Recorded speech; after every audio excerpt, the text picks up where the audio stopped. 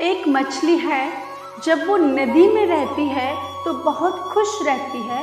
एक दिन वो मछली नदी से बाहर आ जाती है।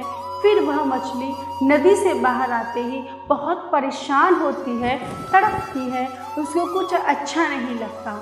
एक दिन दुखी होकर एक ज्योतिषी के पास गई और ज्योतिषी से कहा, महाराज मैं परेशान की हूँ। तो ज्योतिषी ने कहा, मछली तुम जल से दूर हो गई हो, इसीलिए तुम परेशान हो, इसलिए जाओ वापस जल में चली जाओ, वापस नदी में चली जाओ, तुम प्रसन्न हो जाओगी। वैसे ही हम सब मनुष्य इस संसार में रहकर दुखी क्यों हैं? क्योंकि हम परमात्मा से दूर हो गए हैं। जिस दिन हम परमात्मा के पास वापस चले जाएंगे, फिर हम जीवन में कभी दुखी नहीं रह पाएंगे। इसीलिए अगर आप चाहते हैं कि आप हमेशा सुखी रहें, आपको कभी कोई कष्ट ना हो, तो आप परमात्मा की याद करते रहिए। लेकिन हमारे यहाँ तो कहते हैं ना, दुख में सुमिरन सब करे, सुख में करे न कोई, और जो सुख में सुमिरन करे तो दुख काहे को होए।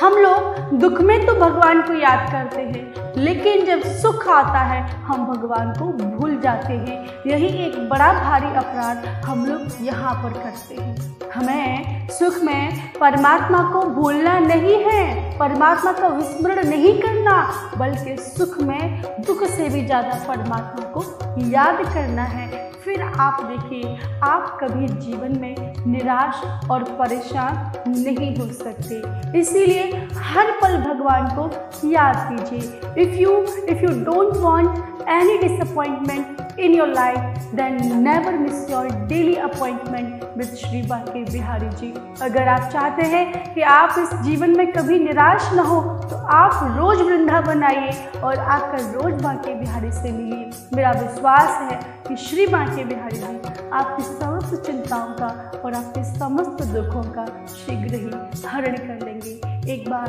भाव से कहेंगे, जय बिहारी जी की।